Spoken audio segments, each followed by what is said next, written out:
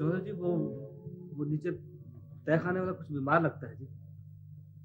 क्या हुआ उसे? वो रोटी नहीं खाता जी, फल भी नहीं खाता। सवेरे मेरा हाथ लग गया तो उसे जी तंदूर की तरह तप रहा था जी वो। अच्छा जी। ये इधर ही तार दे। अच्छा जी। चल पहले दरवाजा खोल। अच्छा। मैं अभी आता हूँ न्याज। मियां जी, ये इस तहखाने में कौन है?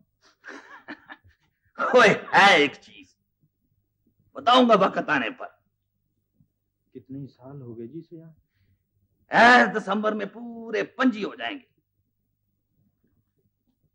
मियां जी, मैं भी आऊं आपके साथ? नहीं नहीं, अभी नहीं। मुकाबला मेरा और उसका है। पर ये आदमी है कौन मियां जी? और जिस दिन वो अपनी हार मान लेगा उस दिन तुम्हें सब पता चल जाएगा।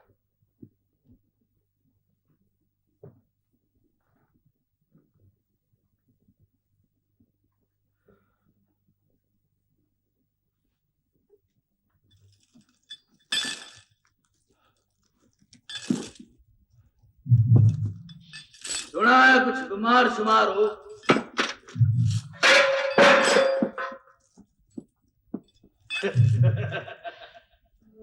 निशाना तुम्हारा अभी तक कच्चा है शेर मोहम्मद। दफा हो जाओ, दूर हो जाओ यहाँ से। मैं तुम्हारी खबर लेने आया हूँ शेर मोहम्मद। वो बख्शू बता रहा था कुछ बुखार शिकार है तुम्हें। याद रहा देखो। खबरदार, अपने नापाक हाथ मेरे जिस्म से दूर रख।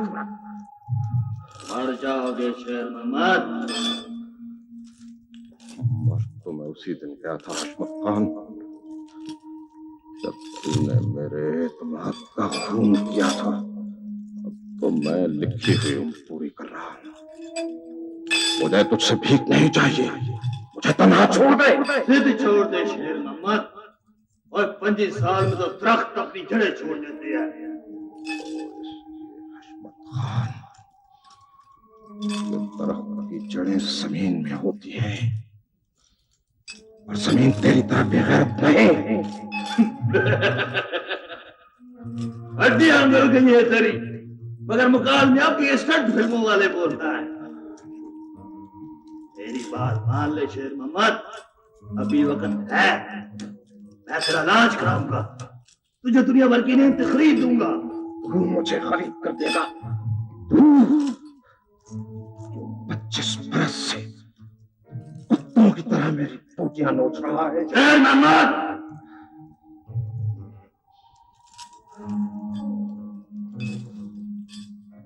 गुस्सा दिलाया कर शेर मोहम्मद।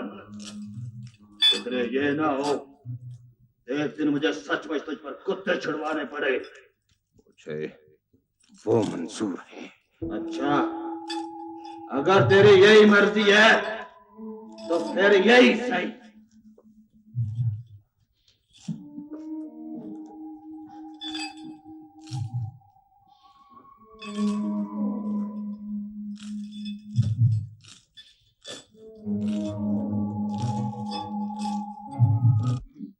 जवाहरात की दुकान पर डाका। मुसल्ला डाकू मालिक की दुकान को जख्मी करके 4 लाख रुपए की मालियत के जेवरात उठा ले गए।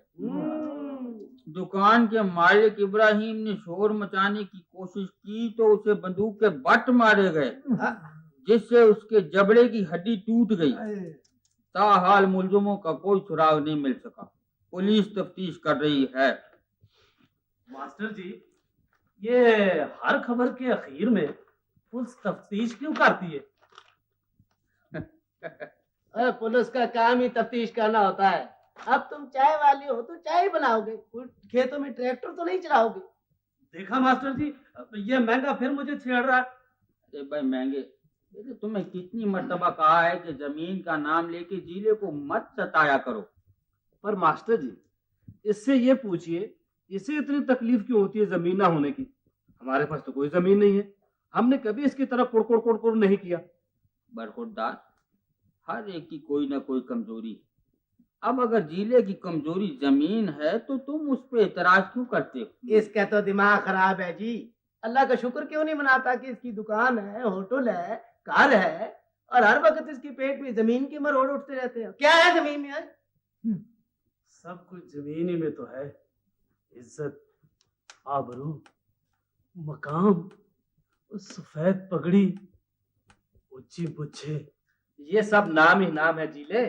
तू अल्लाह का शुक्र अदा किया कर, उसने तुझे हजारों से अच्छा रखा हुआ है।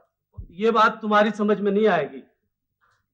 मास्टर जी जरा देखना, इसमें कोई जमीन की भी खबर है? मेरा मतलब है अगर कोई सस्ती मिल रही हो तो।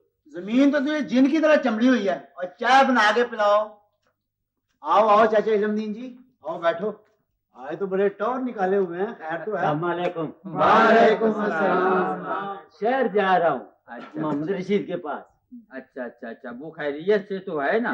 हाँ बिल्कुल, अल्लाह के फजल से सब ठीक ठाक है। माशा उसने वहाँ दफ्तर बनवाया है ना नया, मुझे बुलाया है। अच्छा, वो इसके लिए, वो क्या कहते हैं, वो अखबारों में आती है ना फोटो, हाँ। वो जो रस्सी काट के शुरू करते हैं कुछ। अच्छा, ओ भाई रस्म इफ्तिताह। अभी इत्तफा करो जी, शहर की तो रस्में ये वाहियात होती हैं जी। शहर की भी भली कही तुमने, वहाँ क्या क्या रस्में नहीं होती। आपने पढ़ा था ना मास्टर जी अखबार में से वो चक 34 के चौधरी मुरीद बख्श खबर आई थी। हाँ। अच्छा भाई इलमदीन, तुम्हें बहुत बहुत मुबारक हो। मुबारक तो आप ही को है ना मास्टर जी, अखीर शिगिरत तो आप ही का है। नहीं इलमदीन नहीं, मैं कहा, ये तो उसकी अपनी मेहनत है, वरना जी मैं और बख्शू की मास्टर साहब की शागिर्द है। मोहम्मद रशीद बता रहा था कि गांव का इलाका खाली करने का नोटिस बस मिलने ही वाला है। मैं सोच रहा था कि क्यों ना मोहम्मद रशीद के पास ही डेरा लगा लूं। यहाँ अब है ही कौन? एक मैं, एक मेरी बुढ़ड़ी। अल्लाह सबको मोहम्मद रशीद जैसी सादतमंद औलाद अता फरमाए। आमीन। हाँ, उससे नथु और यार मोहम्मद वाली बात जरूर कह देना। दफा करो मास्टर जी। इलमदीन, ये तुम क्या कह रहे हो? मैं मतलब है कि अभी अभी तो तुम कह रहे थे कि... दरअसल बात यह है कि बड़े चौधरी साहब से मेरी बात हुई थी। उन्होंने कहा था वो चौधरी अनवर को अच्छी तरह समझा देंगे, आइंदा वो कोई ऐसी हरकत नहीं करेगा। लेकिन मेरी समझ में ये बात नहीं आई। ये महंगा बख्शो, ये वही थे जिस वक्त चौधरी साहब ने कहा था, इनके सामने कहा। मास्टर जी कोई और खबर सुनाओ ना। हाँ, क्यों नहीं।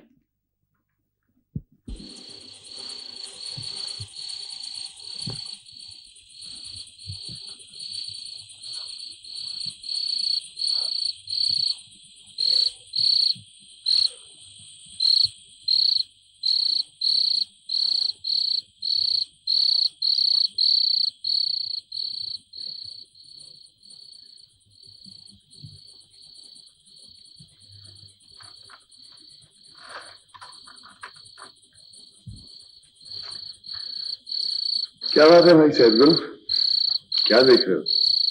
कुछ नहीं भाई दिलावर, एक ख्याल आ रहा था दिल में। क्या?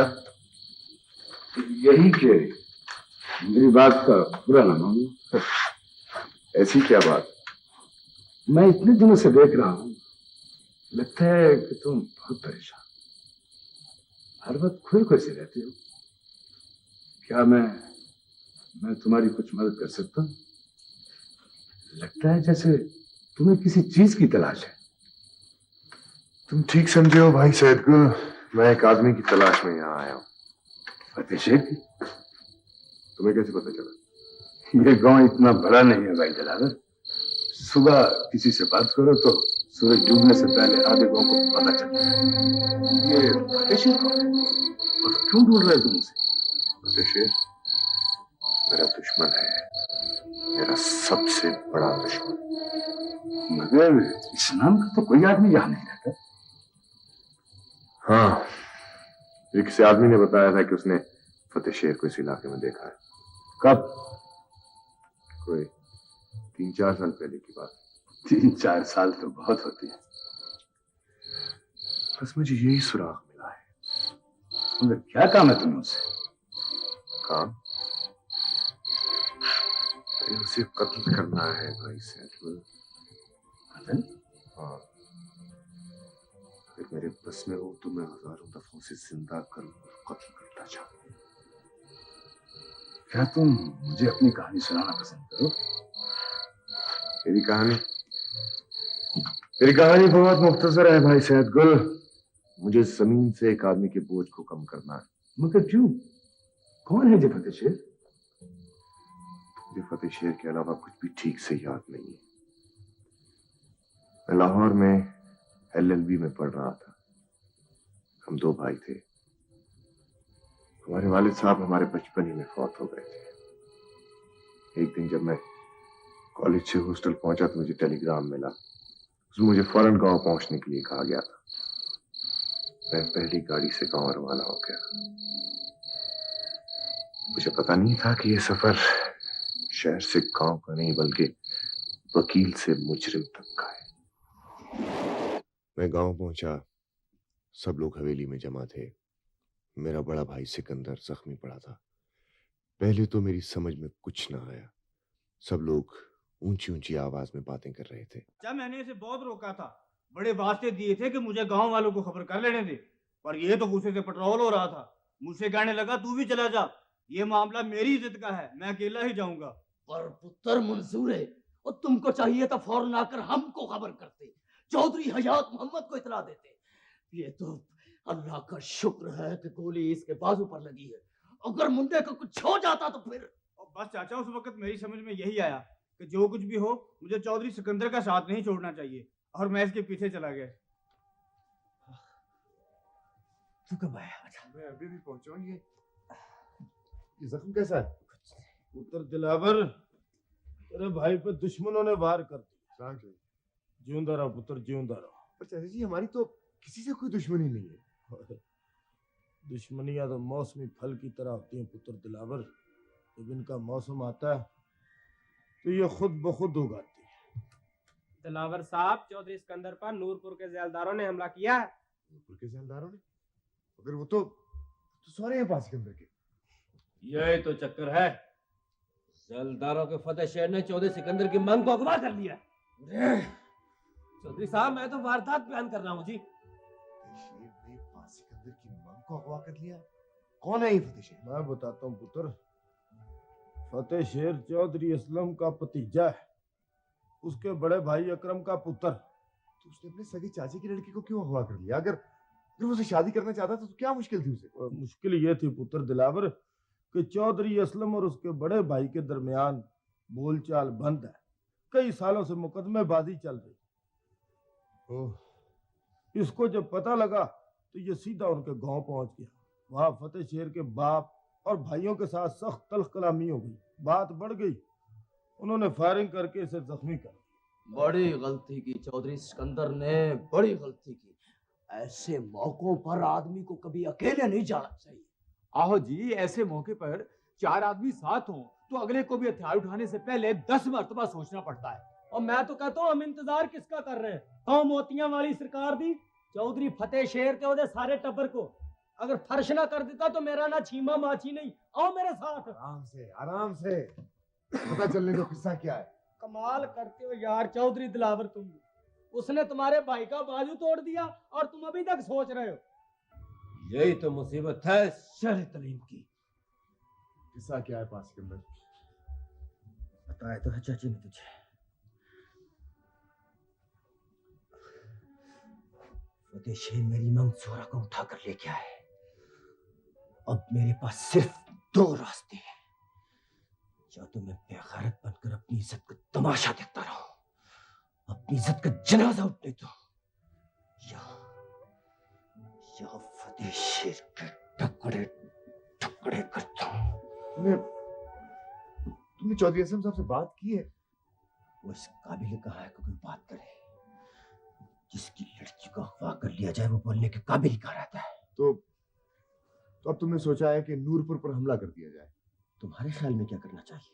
मेरी समझ में ये नहीं आ रहा कि नूरपुर पर हमला करने से हमें क्या फायदा होगा। कमाल करते हो चौधरी दिलावर, अब हम हाथों में यार चूड़ियां पहन कर बैठ जाए। और इज्जत खोने से तो बेहतर है कि आदमी अपनी जिंदगी लुटा दे। बिल्कुल। हाँ, दिलावर कैसी बातें करते हो, ये हमारी आबरू का सवाल है। चाचा जी हमारी दुश्मनी है, लड़ाई तो उस आदमी से, क्या नाम बताया था आपने उसका? और जी फतेह शेर। फतेह शेर से। पूरे गांव से दुश्मनी लेना कहाँ की अकलमंदी? तुम्हारे ख्याल में फतेह शेर के लोग उसके हाथ पांव बांधकर हमारे हवाले कर देंगे? वो आदमी फतेह शेर अभी नूरपुरी में? उसका तो कुछ पता नहीं है, मगर वो लड़की लेकर कहीं मफरूर हो गया। ओ मफरूर कुछ नहीं हुआ, उसके बाप और भाइयों ने उसे कहीं छुपा रखा है।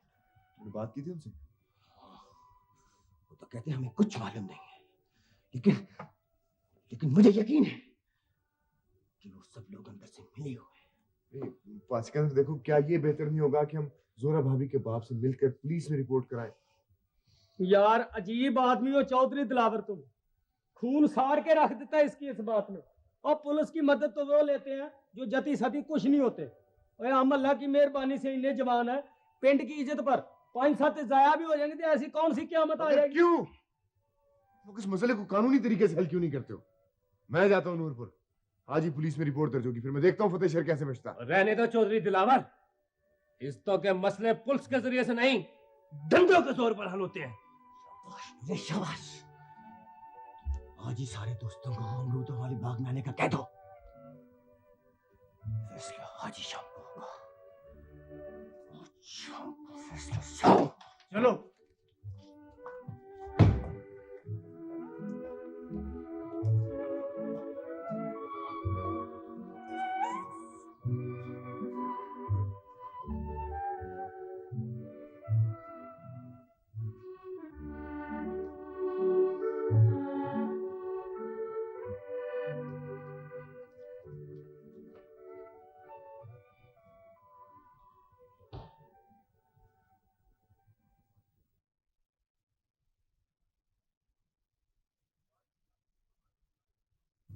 अम्मी जी खुदा के लिए आप लोग मेरी बात समझते क्यों नहीं है? इस तरह बात बहुत बढ़ जाएगी। दिलावर, ये मर्दों का फैसला है। मर्द जो फैसला करते हैं सोच समझ कर करते हैं। तुम कैसे भाई हो? एक आदमी तुम्हारे भाई की मांग को उठा कर ले गया है और तुम बैठे हुए हमें कानून के सबक पढ़ा रहे हो। इसलिए अम्मी जी कि मैं कानून पढ़ता हूँ, मुझे मालूम है कानून को हाथ में लेने से सिवाय तबाही के कोई नतीजा नहीं निकलता। तबाह होने में अब और क्या बाकी रह गया है? जो दाग लगना था वो तो लग गया। अब अगर हम बदला भी न ले तो सारी दुनिया हम पर थू थू करेगी, ताने मारेगी, खल्ले देगी। अम्मी जी बदला लेने से हमें जोहरा भाभी तो वापस नहीं मिल जाएगी। उसे लेकर अब हमें क्या करना है? बात तो उस इज्जत की है जो उसके साथ चली गई। मगर इज्जत वापस लाने का ये तरीका बिल्कुल गलत है। दिलावर, अब ये तकरीरें बंद कर दे। तुझे कोई साथ जाने को नहीं कह रहा। जा जाके दाने वाली कोठरी में छुप जा, हम आएंगे तुझे खुद निकाल लेंगे। सिकंदर खुदा के लिए मुझे गलत ना समझो। ओहो, मेरे पास सही और गलत समझने का वक्त नहीं है। बस अपनी जबान को बंद रख।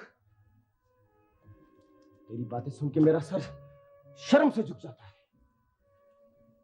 काश तू मेरा भाई ना होता। सिकंदर, मुझसे कोई गलती हो तो मुझे माफ कर देना माँ। जीते रहो मेरे लाल, खुदा तुम्हें खैरियत से वापस लाए। दुआ करना माँ, हमारी इज्जत का कातिल हमें मिल जाए। जोहरा को कुछ ना कहना पुत्र। अच्छा, जाओ, रब रखा।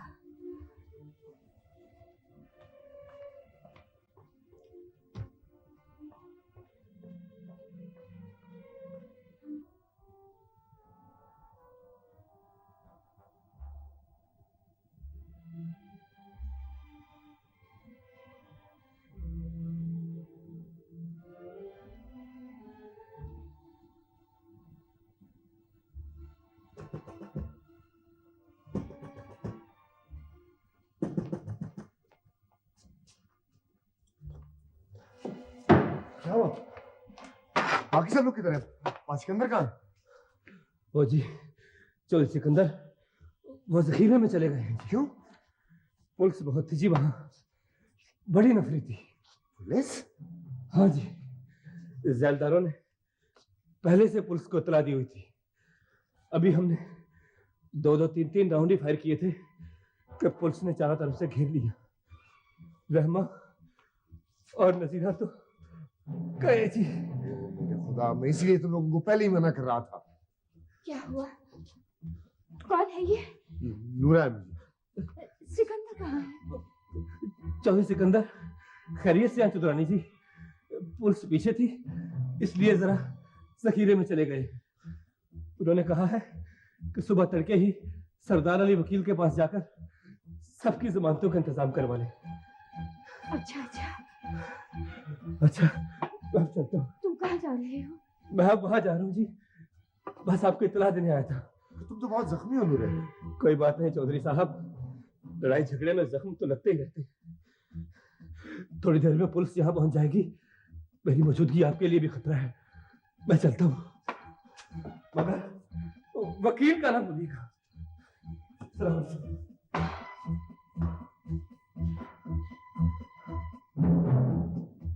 बहुत बुरा हुआ, बहुत बुरा हुआ। आप ठीक कहते हैं चौधरी साहब, मगर आप मेरी पोजीशन का भी ख्याल कीजिए।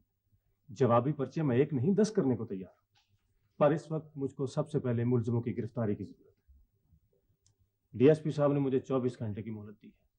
देखना, मेरे भी छोटे छोटे बच्चे हैं। शाह जी, आप हमारे पुत्र हैं, भाई हैं हमारे। आप जिस तरह की खिदमत कायम करने के लिए तैयार हैं। जहां तक सिकंदर और उसके साथियों के बारे में बात है तो उसका हमें कुछ मालूम नहीं है। जब से सिकंदर और उसके साथियों की जमानत कबल गिरफ्तारी नामंजूर हुई है, वो पता नहीं कहाँ रूपोश हो गए। खैर, उन्हें सामने आना ही पड़ेगा। देखना, 107-51 का केस होता तो कोई बात ही नहीं थी। ये मामला है 307 का, और कोई पता नहीं 302 ही हो जाए। इंस्पेक्टर साहब, ये झूठा मुकदमा है जो जैलदारों ने सिकंदर को फंसाने की साजिश के सिलसिले में किया। इसका फैसला तो चौधरी साहब अदालत करेगी। मेरी आपसे सिर्फ इतनी अर्ज है कि अगर आपके इल्म में है तो आज शाम तक चौधरी सिकंदर को थाने में पेश करा दें, नहीं तो मैं मजबूर हूँ।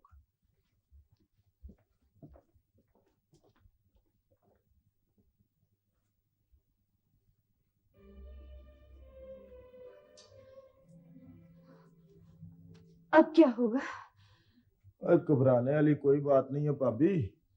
मैं भी सरदार अली वकील के पास जाऊंगा, सारा मसला ठीक हो जाएगा। मैंने उस रोज भी कहा था सरदार अली वकील अच्छा आदमी नहीं है, वो मुकदमे को समेटने की बजाय और फैलाता है। ताकि मैंने पहले भी कहा था कि पास सिकंदर उसके साथियों को मफरूर नहीं होना चाहिए था। मफरूर तो बेगुनाह हो तब भी मारा जाता है। तो क्या वो सब कुछ अपने सर डाल ले? ये बात तो तय है अम्मी जी कि झगड़ा हुआ था। अब अगर अदालत में पेश होकर सारे हालात ठीक तौर पे पेश कर दिए जाए तो बच्चत की कोई सूरत निकल सकती। जो 2 हमारे मारे गए आदमी, वो इसी में तो बच्चत की सूरत नजर आती है चाचा जी। अगर किसी तरह से साबित हो जाए कि गोली मरने वालों में से किसी ने चलाई थी तो बाकी लोगों पे ज्यादा से ज्यादा लड़ाई और दंगे फसाद का केस रह जाता, ज्यादा से ज्यादा 326 का मुकदमा बनेगा। मगर ये सरदार अली पता नहीं क्यों उल्टी पट्टी पढ़ा रहा है। सरदार अली वकील की प्रैक्टिस तुम्हारी उम्र से ज्यादा पुत्र दिलावर। इस पूरे इलाके में फौजदारी मुकदमे में उसके पाए का कोई वकील नहीं है, उल्टी पट्टी पढ़ा रहा है। यही तो हमारी बदकिस्मती है।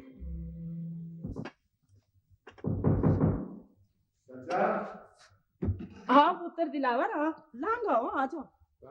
वालेकुम सलाम। कहाँ थे भाई इतने दिनों से? तुमने शक्ल ही नहीं दिखाई। चाची कुछ समझ में नहीं आ रहा, क्या करूं। चाचा हयात कहाँ है? बैठो तो सही बेटे, बैठ जा मेरा पुत्र। वो तो सुबह से सरदार अली वकील के साथ शहर गए हुए हैं। हाँ, तुमने भी तो वकालत पास की है, तुम क्यों नहीं लड़ते अपने भाई का मुकदमा? मेरा भी एक इम्तिहान रहता है चाची। हाँ अच्छा अच्छा। वो क्या पियोगे पुत्र? शहर से आए बाबा, तुम्हें तो चाय ही पसंद होगी। नहीं चाची, जी नहीं चाह रहा। अरे हाँ, वो सईदा भी 2-3 दिन से आई हुई है। उसके वो खाली करवा लिए जिनमें लड़कियां रहती हैं, क्या नाम है उसका? Hotel, hostel. हाँ हाँ हाँ वही। क्यों आजकल किस बात की छुट्टी है? अरे पुत्र बड़ी लंबी कहानी सुनाती है, मुझे तो कुछ समझ में नहीं आई, तुम खुद ही पूछ लेना। सईदा, सईदा बेटी। जी बेटी। बेटी दिलावर आया है।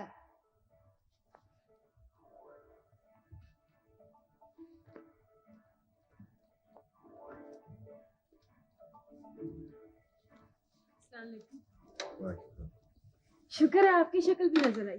मैं तो समझी थी आप गांव में हैं ही नहीं। नहीं, दरअसल वो वहाँ सिकंदर के केस से इतना परेशान कर रखा है, कुछ भी समझ में नहीं आता। और चाची बता रही थी तुम्हारे हॉस्टल बंद। जी जनाब, लगता है आप आजकल अखबार भी नहीं पढ़ते। पता है ना, ज़हन बहुत परेशान है। मेरी तो इतनी जान जाती है मुकदमेबाजियों से। पता नहीं आप मर्दों को क्या मजा आता है इन लड़ाई झगड़ों में। मैं तो खुद इन बातों के बहुत खिलाफ हूँ, मगर तो पता आजकल सारा गांव मुझे बुज़दिल और बेगैरत इंसान समझता है, सिर्फ इसलिए कि मैंने उन्हें एक गलत काम से रोकने की कोशिश की। न जाने ये जहालत कब दूर होगी। केस की क्या स्टेज है? स्टेज तो तब होना अगर वो पेश हो जाए। फिलहाल तो पुलिस उन्हें तलाश कर रही है। आप समझाएं ना भाई सिकंदर को, इस तरह तो अपना केस और खराब कर रहे हैं। उनसे मिले तब है ना। अच्छा भाई तुम लोग बातें करो, मैं जरा चाय बना लाऊं तुम्हारे लिए। चाय मैं बनाती हूँ बेटी। ना बाबा, तुम्हारी बनाई हुई चाय तो मैं ना पी सकती। ना दूध न चीनी, काली माता। तुम बैठो, मैं चाय बना कर लाती हूँ।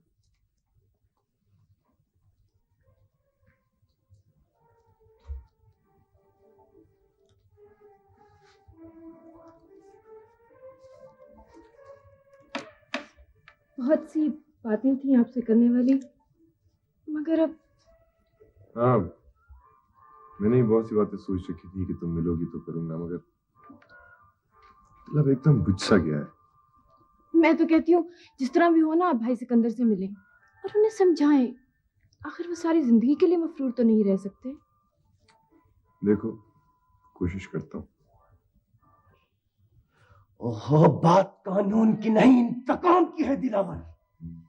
मैं मर्द का बच्चा हूँ और मर्द का बच्चा अपने दुश्मन के पीछे उसकी कब्र तक करता है। शेर ने मेरी इज्जत पर हाथ डाला है। अब इस जमीन पर हम दोनों में से सिर्फ एक जिंदा रह सकता है। मगर पास सिकंदर, ओहो, मुझसे बहस मत करो।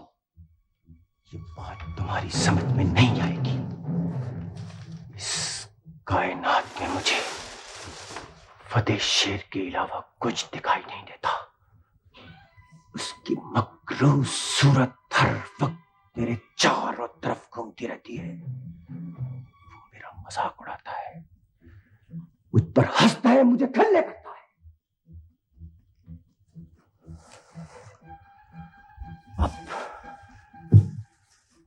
मेरे जीने का सिर्फ एक ही मकसद है, फतेह शेर की मौत। मगर फतेह शेर को मार के तुम खुद भी फांसी लग जाओगे पास के अंदर। फांसी नहीं होगी, सेहरा होगा, हार होगा दिलावर, जो मेरे गले में डाला जाएगा। इससे ज्यादा इज्जत की बात और मेरे लिए क्या हो सकती है? और अपनी इज्जत की खातिर एक मर्तबा तो क्या मैं 10 बार फांसी लग सकता हूं।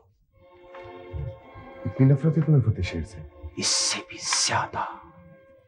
शायद तुम इसका अंदाजा नहीं कर सकते। मुझ पर सिर्फ एक एहसान कर दो, किसी तरह मुझे ये बता दो कि फतेह शेर कहां छुपा हुआ है।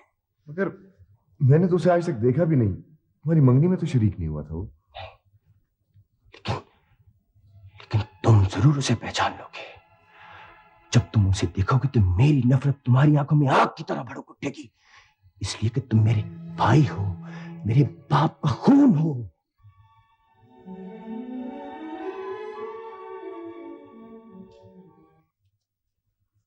मेरी मान पुत्र दिलावर, तो तू रातों रात शहर निकल जा।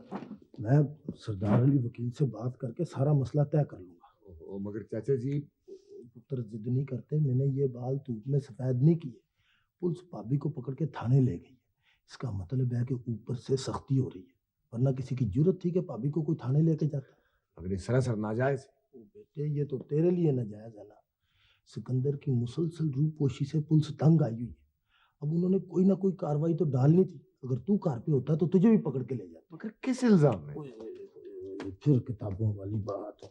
ओए पुत्र, किताबों से बाहर निकल, बाहर की दुनिया बड़ी मुख्तलिफ होती है। मेरा ख्याल है कि फतेह शेर का भाई अस्पताल में मर गया है। नहीं, मेरा अंदाजा है पुत्र, क्योंकि भाभी को जो थाने वाले पकड़ के लेके गए, इसकी यही वजह मेरे सामने आती है। और पुलिस के नजदीक यही एक चक्कर है सिकंदर को सामने लाने के लिए। मैं कहता हूँ कि तू जुबान बंद रख, किसी से कोई बात ना कर और ये मेरा मशवरा ले और निकल जा। मैंने अर्ज किया ना इंस्पेक्टर साहब, कत्ल मैंने किया है, आप मुझे गिरफ्तार कर दें। मगर दिलावर साहब, सिकंदर भाई इस वजह से रुपोश हो गए हैं कि चौधरी अकरम ने पर्चा उनके खिलाफ कराया। वो दूसरी रात अपने जख्म की वजह से घर में बेहोश पड़े थे। नूरपुर पर हमला मैंने किया था। आप सोच समझ कर बात करें। ये बातें आपके बयान में भी शामिल हो सकती हैं। मैं बयान ही तो दे रहा हूँ इंस्पेक्टर साहब। आपको पता है कि आप कत्ल अमद का इकबाल कर रहे हैं? जी। मैं आपको सोचने का एक और मौका दे रहा हूं।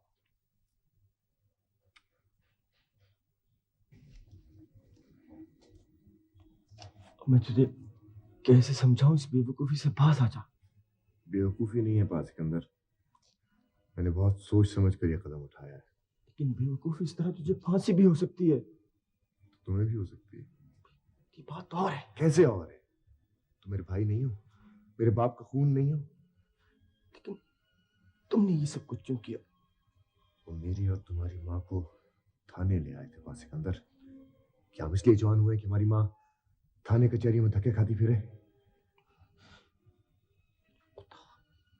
तुमने सोच कहा था ना कि फतेह शेर से इंतकाम तुम्हारी जिंदगी का सबसे बड़ा मकसद है।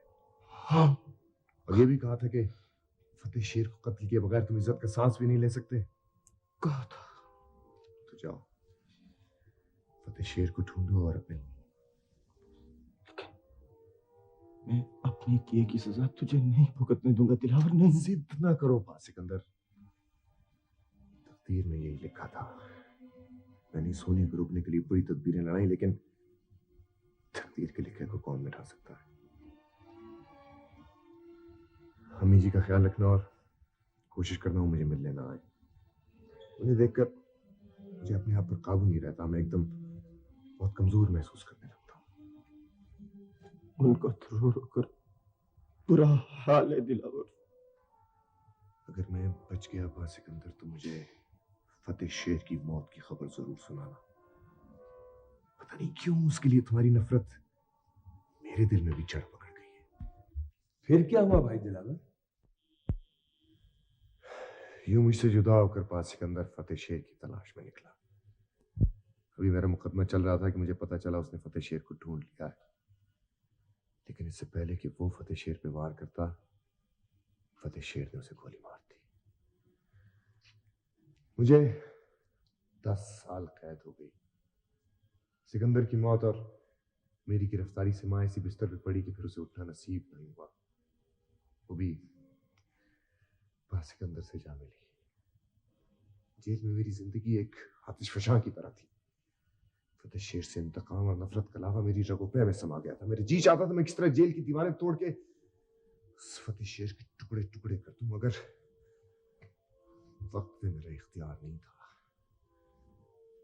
10 साल के बाद जब मैं रिहा हुआ तो सारी दुनिया जैसे बदल गई थी। सईदा की शादी हो गई थी और वो अपने शौहर के साथ कराची में रह रही थी। जमीनों का इंतजाम चचा हयात मोहम्मद के पास था। उन्होंने सब कुछ मुझे सौंपना चाहा, लेकिन मेरे दिल में सिवाय फतेह शेर के इंतकाम की कोई ख्वाहिश नहीं थी। फिर मैं भेस बदल के नूरपुर पहुंचा। मुझे यूं भी वहां कोई नहीं जानता था, लेकिन मैंने उसे जगह जगह तलाश किया। मैं पागलों की तरह उसको ढूंढता फिरा, मगर वो सोहरा को लेकर ऐसा गायब हुआ था कि उसने पलट के अपने बाप और भाइयों की खबर भी नहीं ली। उसे ढूंढता रहा। कई महीनों बाद मुझे उसके इलाके का एक डाकिया मिला। उसने बताया कि उसने फतेह शेर को चौधरी हशमत के इलाके सिकंदरपुर में कहीं देखा है, लेकिन फतेह शेर ने उसे पहचानने से इनकार कर दिया था। मैं सिकंदरपुर रवाना हुआ। रास्ते में अचानक मेरी मुलाकात चौधरी याकूब से हो गई। जब मुझे पता चला कि वो चौधरी हशमत के बेटे हैं तो मैंने उनके यहाँ मुलाजमत कर ली। इसके बाद की कहानी तो तुम्हें मालूम ही है। मगर यहाँ तो फतेह शेर नाम का कोई आदमी नहीं रहता। यह है वो बोझ जिसे 10 साल से सीने पे लिए मैं दर की खाक छान रहा हूँ। अल्लाह करे वो तुम्हें मिल जाए। खुदा तुम्हारी ज़बान मुबारक करे भाई सैदगुल। फतेह शेर के एक हाथ पे मेरे भाई भाई और माँ का खून है और दूसरे हाथ पे मेरी जिंदगी के 10 साल। मुझे इन सब का हिसाब चुकाना है। मुझे लगता है जैसे मरते हुए बाज सिकंदर अपनी सारी नफरत मेरे दिल में मुंतकिल कर गया है। मेरी सारी जिंदगी एक पके हुए फोड़े की तरह है। काश फतेह शेर मुझे कहीं मिल जाए। अगर तुम उसको शक्ल से नहीं पहचानते तो उसे ढूंढोगे कैसे? उसकी कई निशानियां हैं मेरे पास। और फिर बाज सिकंदर की मांग जोहरा भी तो उसके साथ होगी। 10 साल में से बहुत कम जोड़े हुए होंगे जो बाहर से आकर यहाँ आबाद हुए। मेरे ख्याल में तुम उसे यहाँ की बजाय चक 42 में ढूंढो तो बेहतर होगा। वहाँ चौधरी फैज रसूल ने बहुत से मॉडल फार्म बनाए हैं और उनके इलाके में बेशुमार लोग बाहर से आए हैं। उनके मुंशी से मेरी बड़ी याद अल्लाह है। अगर कहो तो मैं तुम्हें उसके पास ले चलूंगा। जरूर, आज ही चलते हैं। आज मुश्किल है। गांव छोड़ने से पहले बड़े चौधरी साहब से इजाजत भी लेनी होती है, वरना दरहद से बनवा देते हैं उल्टा करके। भाई सैदगुल, मेरी इस बात का किसी से जिक्र ना करना। तुम फिक्र ही ना करो भाई दिलावर, तुम्हारा राज मेरी जिंदगी के साथ है। कौन है भाई?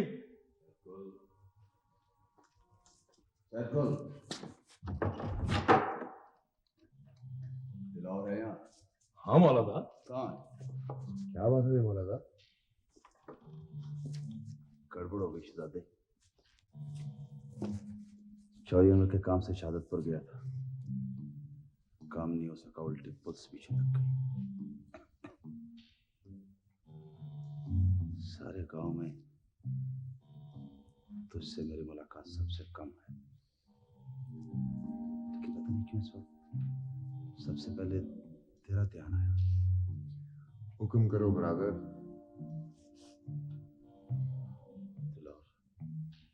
मुझे कुछ दिनों के लिए मफरूर होना पड़ेगा। सीधे का ख्याल रखना, उसकी टांग। उसकी तुम फिक्र न करो भाई मौलादात।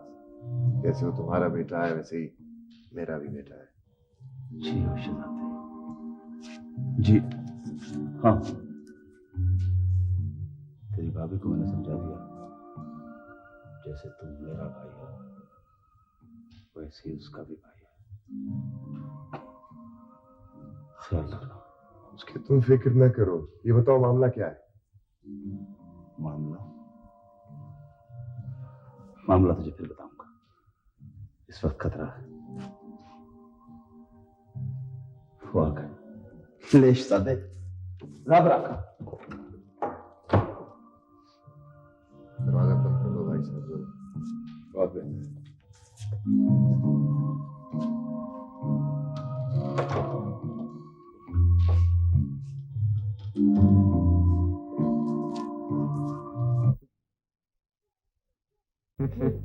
तुम्हें तो बड़े तमाशे आती हैं चाचा।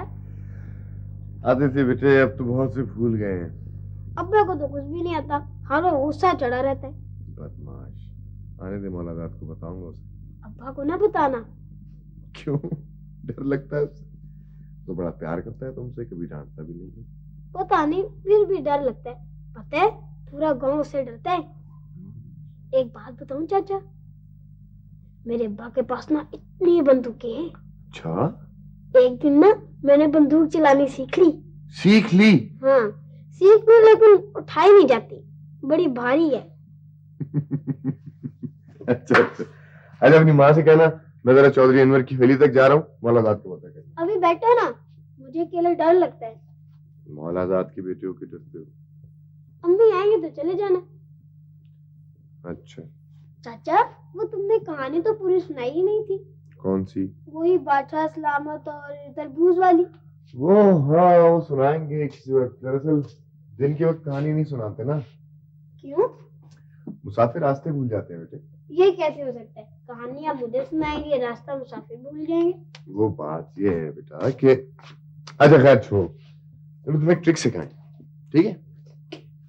ये है जनाब एक अंगूठा, है ना? और ये किधर गया? कहाँ गया? किधर गया? गायब हो गया है। निकालें इसको? हाँ। वही है। ये कहाँ गायब किया था? चलो तुम्हें भी सिखाएं। याद रखो, ये हाथ से यहाँ रखे साथ, ये इसको नीचे कर देना, ये बस इसको करो, कोशिश करो तेजी से वो हाथ खुला रखना। ये शाबाश।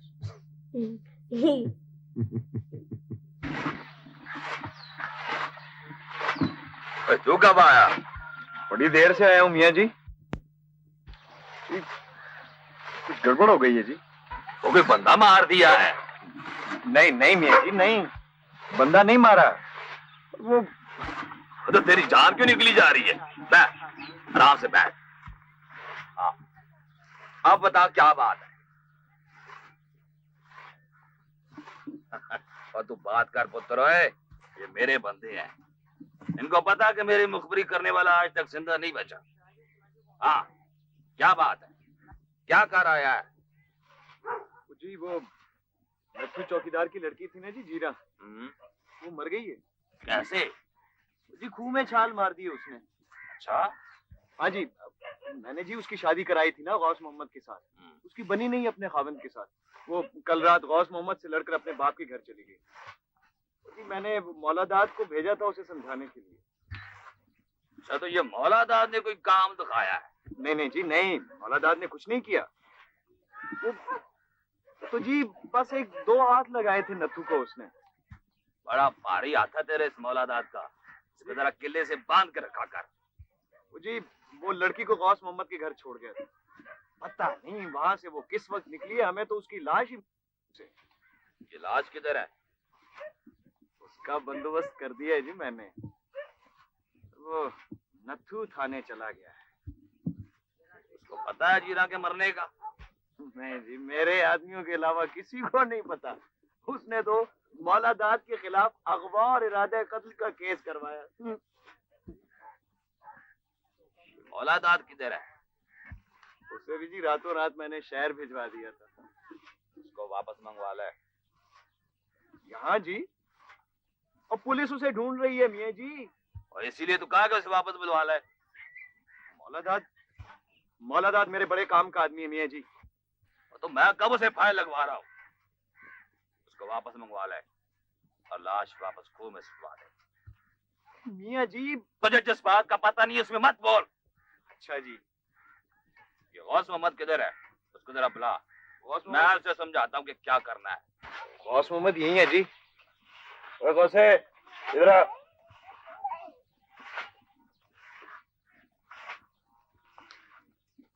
सलाम चौधरी जी। ओए तो सीधा थाने चला जा और नत्थु के खिलाफ पर्चा दर्ज करा दे। उसने तेरी मनकूआ बीवी को जबरदस्ती अगवा कर लिया। पर मियाँ जी जीरा तो। जब मैं बात कर रहा हूं तो बीच में मत बोला कर गौसिया। निकाहनामा है ना तेरे पास? जी सर। उसको संभाल के रखना। और सुन, ठहर जा, तेरी समझ में नहीं आएगी ये बात। अनवर। जी मियाँ जी। और अपनवाद को शहर भेज के महमूद कराशी वकील को बुलवा ले। कराशी साहब गाना बहुत अच्छा गाते हैं जी। मेहंदी हसन की गजल ऐसे गाते जैसे हीर पढ़ रहे हैं। बकवास बंद करो। जी माई बाप। कोई वेला कवेला भी देख लिया कर। चल चल चल के कुत्ते खोल। चौधरी जी ये हमारे लिए क्रिस्टल ही ठीक है जी, ये काटने वाले कुत्ते तो। अच्छा जी।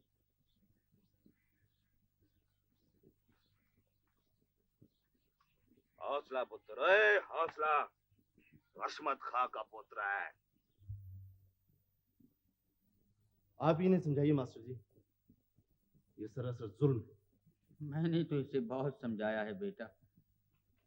कोई फायदा नहीं मास्टर जी, कोई फायदा नहीं। जाने वाली तो चली गई, आप लोग क्यों मेरी वजह से मुसीबत में पड़ते हैं? ये मुसीबत नहीं है नथु चाचा, तुम हमारे बुजुर्ग गिराई हो। सारी उम्र रातों को जाकर इस गांव की गलियों में पहरा दिया है, लोगों की जान माल इज्जत की हिफाजत की, इसलिए कि आज तुम्हारी इज्जत लूट ली जाए। ऐसा हरगिज नहीं होगा नथु चाचा। बड़े चौधरी साहब के सामने किसकी मिजाल है जो दम मार सके? ऐसी बातें मत करो भाई फजल करीम। तुम लोग अगर इसी तरह बात बात पर डरते रहे तो किसी की भी इज्जत सलामत नहीं रहेगी। आज जो हाथ नथु चाचा की बेटी पर उठा है, कल को वो गांव की किसी भी थी बहन की तरफ उठ सकता है। तुम ठीक कहते हो, मगर अगर मगर कुछ नहीं, मैं जीरा का केस लड़ूंगा और मैं देखता हूं कोई मेरा क्या करता है। नहीं बेटा, नहीं। अब्बा जी, अगर जीरा की जगह आपकी बेटी होती तो क्या फिर भी आप यही कहते? चौधरी साहब बड़े रसूख वाले आदमी है पुत्र मोहम्मद रशीद। सच्चाई से ज्यादा रसूख किसी का नहीं होता। नथु चाचा के साथ जुल्म हुआ है और कानून कभी किसी का साथ नहीं देता। मोहम्मद रशीद ठीक कहता है इलमदीन। जीरा ने खुदकुशी नहीं, उसे कत्ल किया गया। मगर किसके खिलाफ कराओगे पर्चा? अहमद खान के? गौस मोहम्मद के खिलाफ या फिर मौलादाद के खिलाफ? पर्चा चौधरी अनवर के खिलाफ होगा। जीरा को उठवाया तो उसी ने था ना, तो पर्चा भी उसी के खिलाफ होगा, गौस मोहम्मद और मौलादाद समेत। चौधरी अनवर के खिलाफ पर्चा कराने का मतलब तो ये हुआ कि तुम चौधरियों से दुश्मनी ले रहे हो। सवाल चौधरियों से दुश्मनी या दोस्ती का नहीं है भाई फजल करीम, बात कानून और इंसाफ की। चौधरी अशमत बड़ा जालिम आदमी है। भाई रमदीन, मैं चलता हूँ। सलाम अलैकुम। वालेकुम सलाम।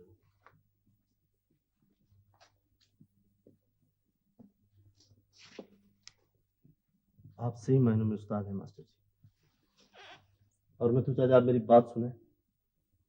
बात यह है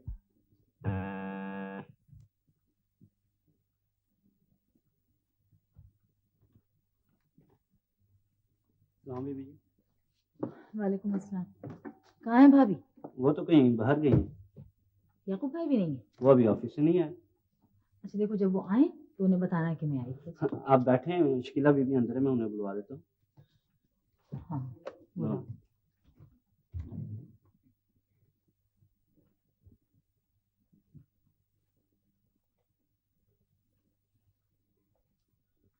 अस्सलामुअलैकुम आंटी। अस्सलामुअलैकुम बेटा, आओ, क्या हाल चाल है? अम्मी कहाँ गई हुई? वो जी डॉक्टर के गई हुई हैं। क्यों, खैरियत तो है?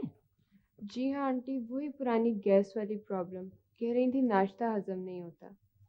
हाँ बेटा, ये गैस की बीमारी बहुत बुरी बीमारी है। आजकल जिसको देखो इसका मरीज है।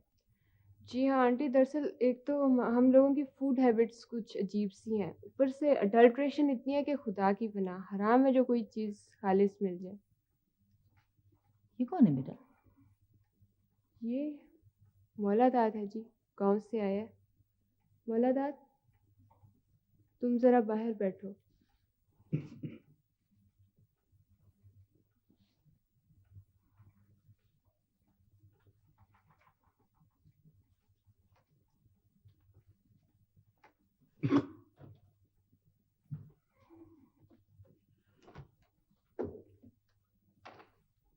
बड़ा अजीब सा आदमी।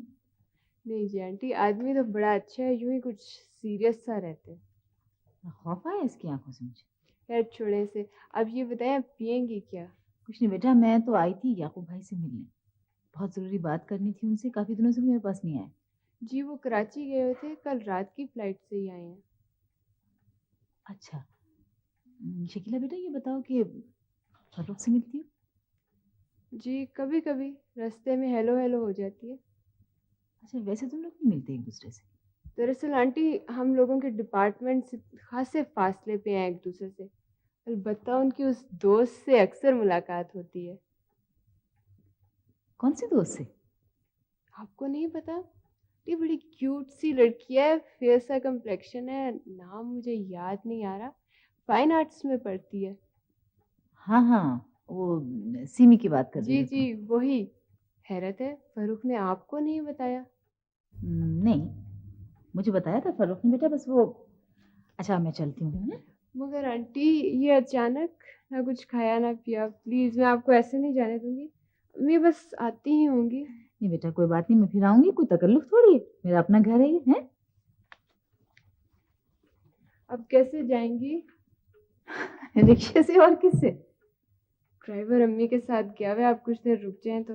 नहीं बेटा कोई बात नहीं है।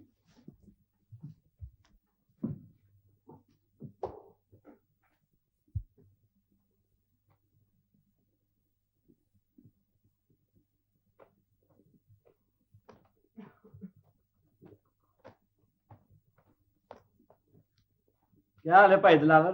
ठीक है मोक्ष।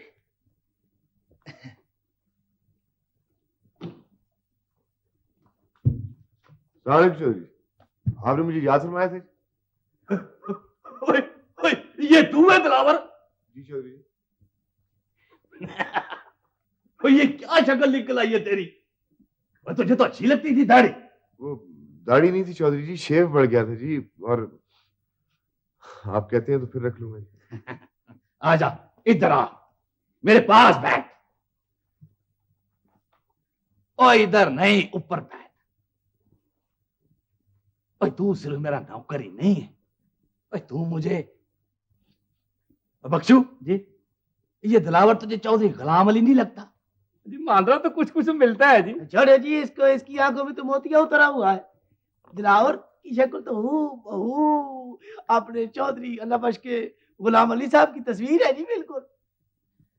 दिलावर, और तुझे मैंने आज इसलिए बुलवाया है कि कम ही ऐसा पड़ा है कि घूम फिर कर मेरी नजर तुझी पर पड़ती है। हुक्म करें चौधरी। और जिस सफाई और बहादुरी से तू क्रिस्टल निकाल कर लाया था ना, उसे देखकर मुझे पूरा यकीन है कि तू ये काम भी कर लेगा। आप फरमाए तो सही चौधरी। और तुझे पता है परसों मेहर जीवन के कुत्तों के साथ हमारे कुत्तों का मुकाबला है। जी हाँ, मैंने सुना है। और मेरे ये सारे बंदे खोते के पुत्र है। हट आराम निकम्मे। मेरे 3 बेहतरीन कुत्ते जख्मी या बीमार हैं, वो ये मुकाबला नहीं जीत सकते। आप मुकाबला मुलतवी कर दें चौधरी। मैं मुकाबला मुलतवी कर दूं? मैं चौधरी हशमत खान और सारी उम्र के लिए मेहर जीवन के थले लग जाऊं? तू तो बड़ा समझदार था दिलावरा, और तेरी अकल को क्या हो गया है? आपने खुद ही फरमाया चौधरी जी कि हमारे कुत्ते फिट नहीं। पर इसका मतलब ये तो नहीं है कि मैं मुकाबला मुलतवी करा के अपने सारे इलाके में अपनी बेइज्जती करा लूं। तेरे ख्याल में मुझको क्या करना चाहिए? मैं क्या अर्ज करूं जी? अच्छा, अगर तू मेरी जगह होता तो क्या हल निकालता इसका? बात अच्छी तरह समझ ले। मैं अपने कुत्ते लड़ाना भी नहीं चाहता और ये भी नहीं चाहता कि मुझे पीछे हटना पड़े। मेरी समझ में तो एक ही हालात है चौधरी जी, मेरे जीवन के कुत्तों को गोली मार दी जाए। शाबाशी जवान, शाबाशी।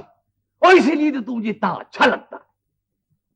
मेरे ज़हन में भी यही तरकीब आई थी, पर हम मेहर जीवन के कुत्तों को गोली नहीं मरवाएंगे। ये मामला जरा खतरनाक है। फिर चौधरी? भाई हमारे कुत्ते बीमार है ना, अगर मेहर जीवन के कुत्ते भी बीमार हो जाएं फिर? बहुत अच्छा ख्याल है। और ये काम तू करेगा दिलावरा? जो हुक्म चौधरी जी, पर मैं कुत्तों के बारे में कुछ ज्यादा नहीं जानता। नहीं जानता? ला भाई बख्शू, वो एक काम तो ऐसा जो दिलावर भी नहीं जानता। हाँ जी। और मुझे तो लगता था तुझे दुनिया का हर काम आता है। दवाई तुझे मैं दूंगा, तेरा काम उसे कुत्तों के रातों में शामिल करना है। यह काम बड़ी होशियारी से करना होगा। मेहर जीवन अपनी औलाद से ज्यादा कुत्तों का ख्याल रखता है। जान तली पर रख कर जाना होगी तुझे। आप फिक्र न करें चौधरी जी।